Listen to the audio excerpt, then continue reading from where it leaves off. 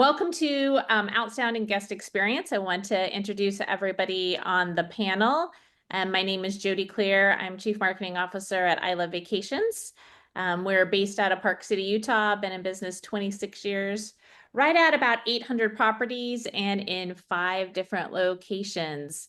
So had lots of guest experience over the years, but would like to welcome my panel. Leslie, you want to introduce yourself?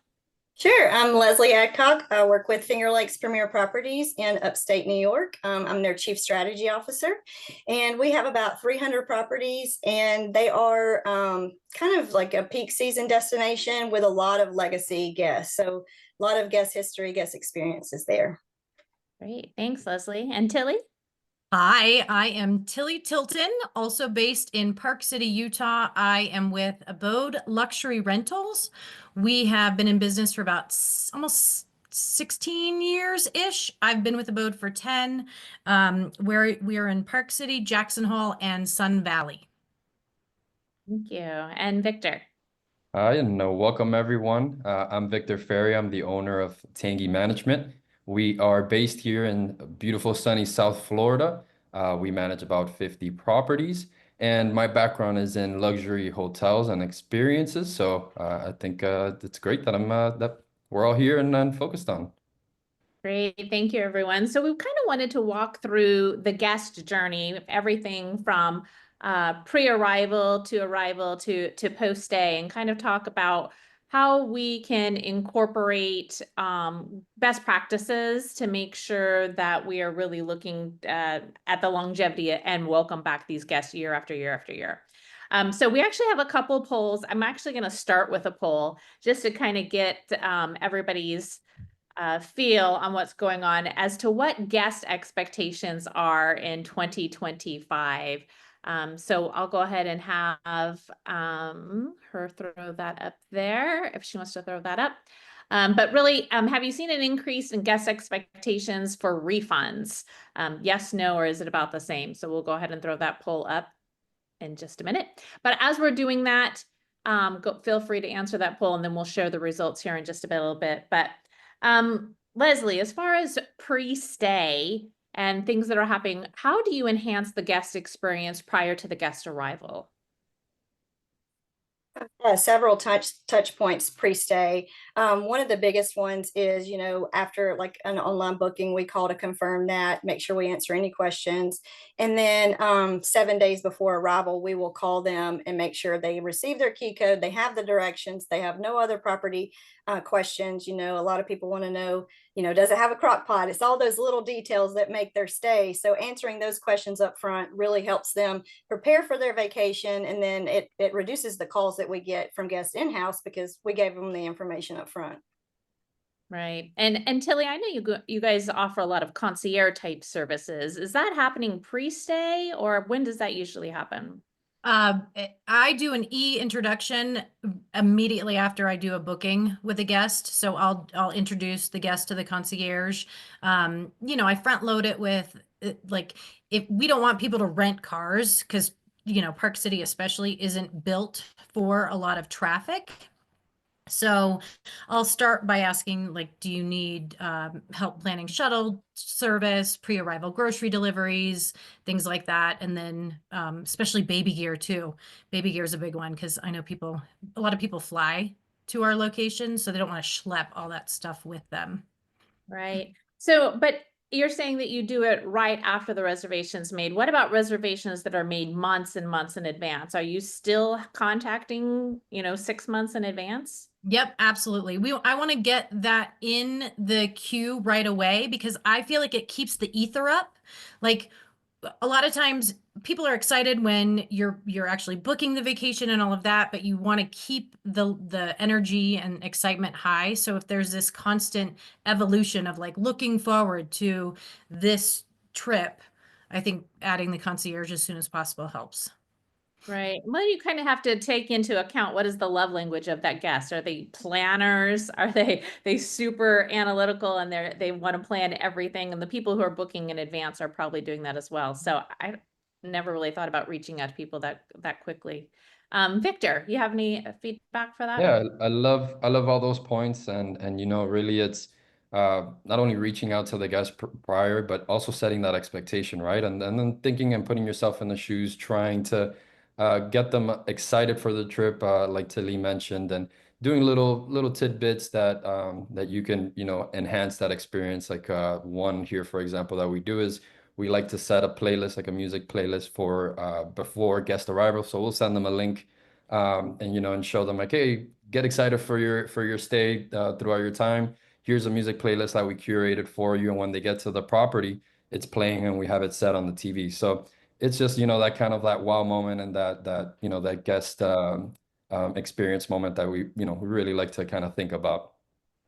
Are you using Apple Music, or what are you using to do the playlist? Oh, good question. It's on YouTube. We have we call it Tangy Radio, and we set the concept was, you know, me coming from hotels. Every time you check into a hotel, right, you usually have something playing on the screen. So we thought about the same thing for short-term rentals. How would that, you know, play out or look when guest comes into the property and then on the TV they have something nice. Usually it's, you know, casual, you know, chill kind of vibes that we like playing, but it kind of, you know, emphasizes it on that experience, and it's that wow moment, that click factor when they heard it prior to the arrival and now they got there and they're hearing it again, right? So it's little details like that. Wow. Okay. So I'm going to ask, just because I'm so intrigued by this, and we have a couple comments already. How do you, can you give us more details on how we do this? Absolutely.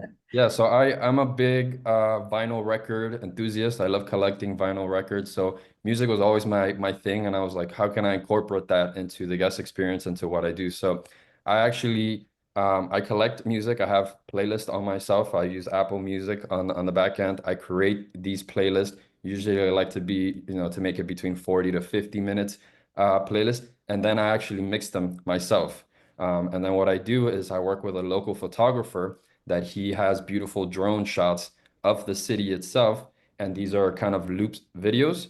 So I'll put that playlist together. I use usually Canva. It's like a very known system. And then I'll play that video. And then from there, I download that video, upload it onto YouTube, and I have that playing on the TV. So it's a process, obviously, you know, creative process and obviously a tech process. But once you get it going, you know, I think that's kind of like it sets the advantage, right? It sets it different there. Yeah, phenomenal. Okay, so there's a few questions in the chat. Of course, See everybody's that. equally intrigued. Now, everything doesn't always go as planned prior to the guest arrival. So, Leslie, you had a story about having to move a guest before they even arrived, and really still being able to meet expectations even when you have to change the property they're in. You want to share a little bit about that?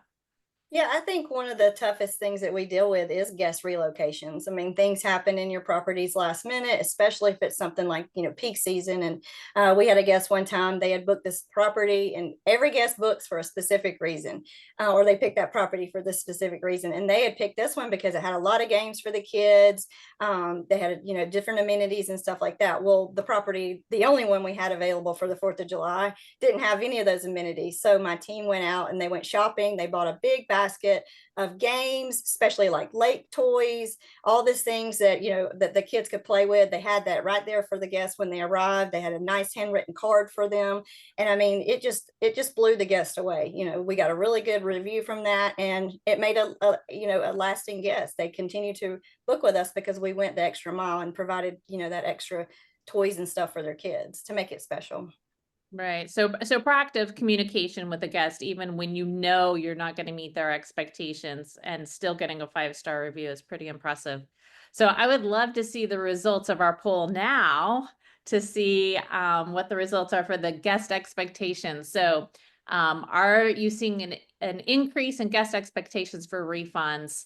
53% of you said yes, 14% no, and 33% yes. So I think this really has a lot to show us as far as COVID and what the COVID years and expectations, and kind of what I would also say an Amazon mentality when it comes to refunds. You're like, I don't like it, send it back. I get a full refund, even if I wore it for 2 years, right? I think Costco does that as well. So, all right, so this is going to lead us into our next poll, which is, how do you handle guest refunds? Do you offer credits? Do you offer cash?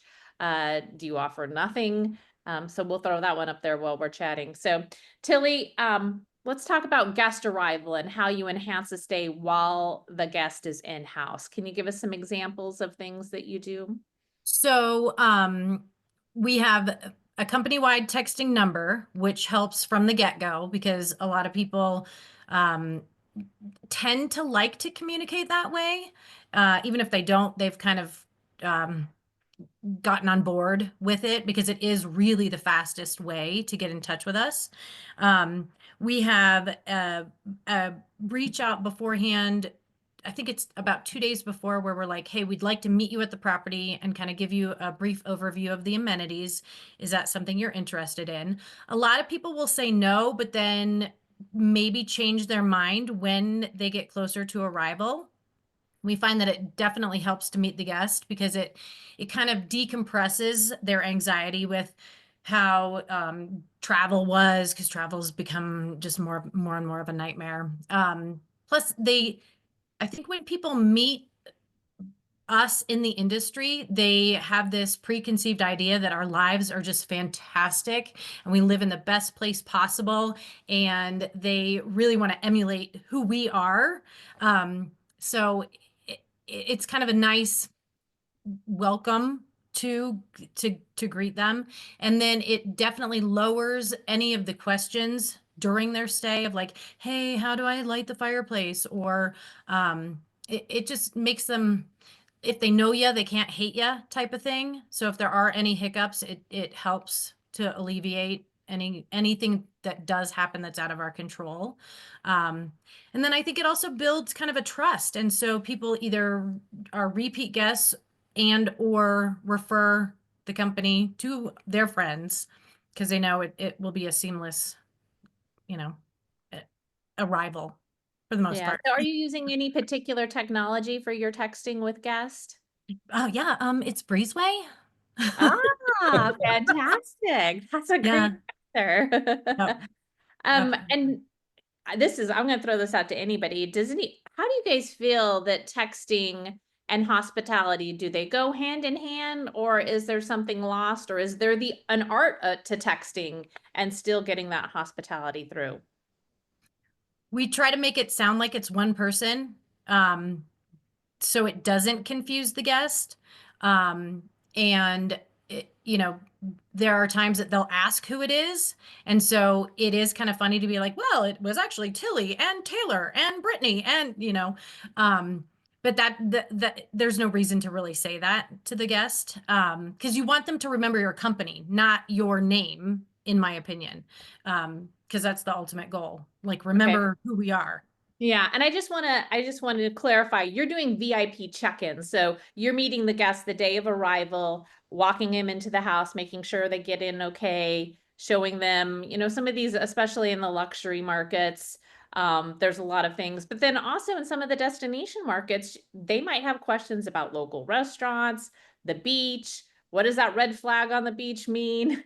Right, Really right. kind of walking them through, where can I park? Where can I not park? How do those doors where you have to push them up instead of push Oh, them down to lock, those always right. trick me and I can never get them. So just wanted to clarify because there were some questions in the chat about that it's a VIP check-in at the day of check-in.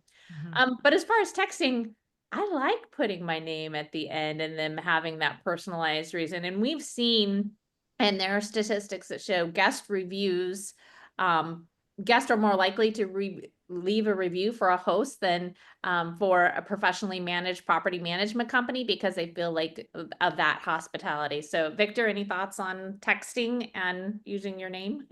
Yeah, I love that. I think Jody, you hit it on the head earlier. You kind of alluded to like the COVID era, right? During COVID time, 6 feet apart, tech guests really didn't love that interaction as obviously they were worried for the reasons. And I think that time has, evolved and changed, right? And we're starting to see that guest experience coming in first, right? So we do like to personalize things much more. We do like, knowing or showing the guest who they're speaking with. So they, when, in future, dates or whatever it may be, they said, hey, I had a great time, speaking and chatting with Kaz. She really understood what I was going through. So we do, our best to try to get that person to be, you know, that the person who holds the hands throughout the reservation. We also have a great operations manager. Shout out Santiago if you're watching this. He can turn any experience around. He really has, you know, kind of like that niche for guest experience. So, you know, I know personally myself, I do come from the hospitality background, but you know, I don't necessarily think I'm the guru or the best at, you know, the guest experience or turning something around, or especially if there's a complaint. So I know, you know, the strength of our team. So we send out our operations manager, and he gives that, you know, really personal communication. As far as communication through text, we also do through, obviously, through the platform. We could do calls, we could do emails. So we do like to give an array of, you know, ways that guests can reach out to us, because obviously it's convenient for them, and we're thinking of that guest experience first, right? Right. So, Victor, if you want your employees to care, then you have to care as well, right? So that Yeah. hospitality starts at home. So, I'll just remind my panel members there's some questions in the Q&A section.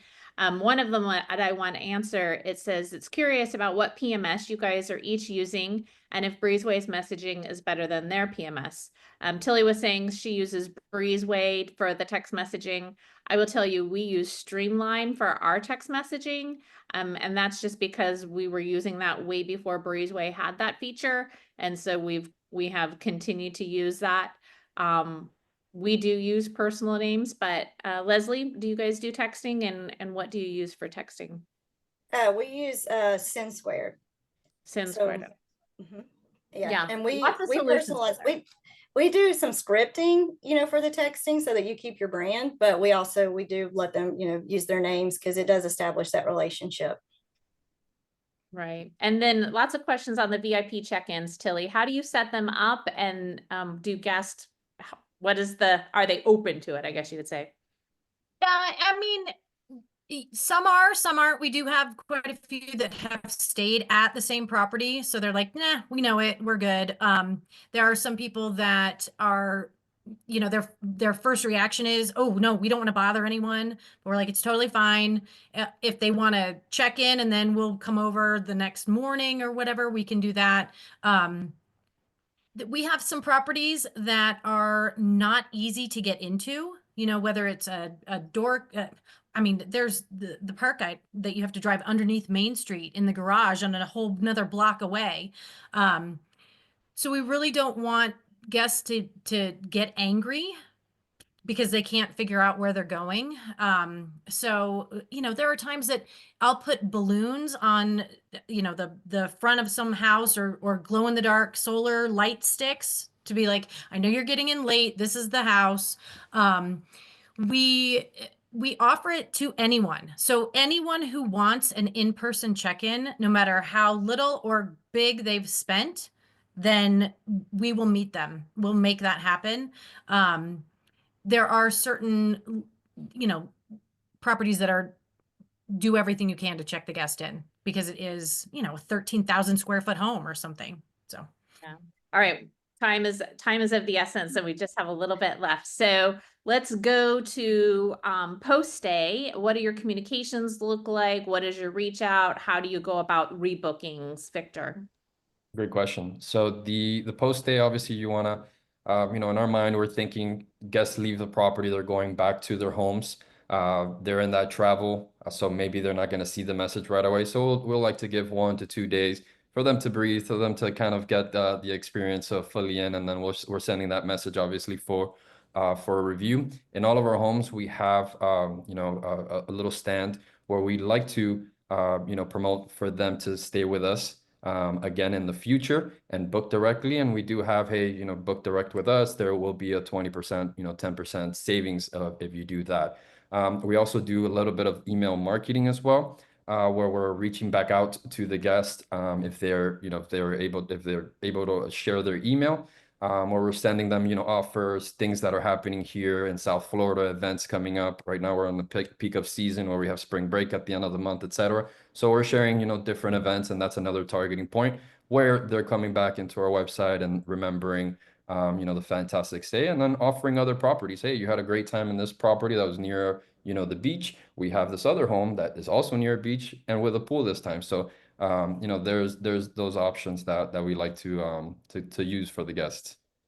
Great. We also use in-house displays. We actually have little business cards for that for the home that says to rebook. And then on our email marketing, we use a lot of AI technology to really identify when the guest is more likely to return and then what type of property they are to rebook based upon Wow, their guest profile. Um, love it. Leslie, anything on post checkout? So we have a lot of like multi-generational families that stay, so they want to stay in that, that same home next year, same week. So we're working on a new program to roll out the advanced booking through Streamline. But we try to do the same thing in property marketing to, book direct with a percent off coupon code. And then we always try to retarget guests. Like if they haven't booked yet for this year, but they, stayed last year, we'll try to retarget them, through email campaigns.